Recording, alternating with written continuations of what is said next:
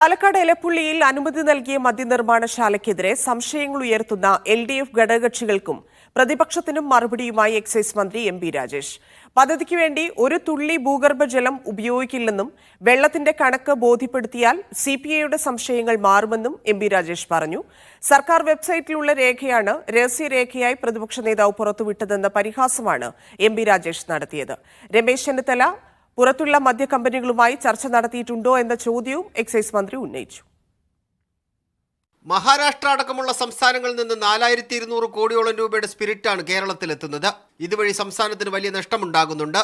അതുകൊണ്ടാണ് മദ്യനിർമ്മാണശാല ആരംഭിക്കാൻ മദ്യനയത്തിന്റെ അടിസ്ഥാനത്തിൽ തീരുമാനിച്ചത്. വെള്ളത്തിന്റെ കാര്യത്തിൽ പ്രതിപക്ഷം അസത്യപ്രചരണം നടത്തുന്നുവെന്ന് എം പി രാജേഷ്.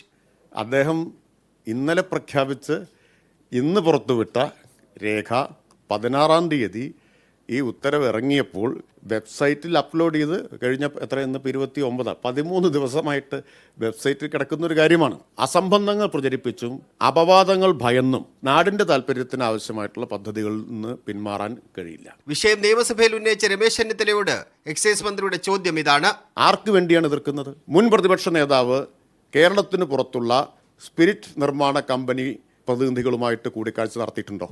കണക്കുകൾ പറഞ്ഞ് വെള്ളത്തിന്റെ ദൗർലഭ്യം ഉണ്ടാകില്ലെന്ന് മന്ത്രിയുടെ വിശദീകരണം. CPIക്ക് എല്ലാം ബോധ്യപ്പെടുമെന്ന പ്രതീക്ഷയും. ഒരു തുള്ളി ഭൂഗർഭജലം എടുക്കില്ല, അതിൻ്റെ ആവശ്യം വരുന്നില്ല.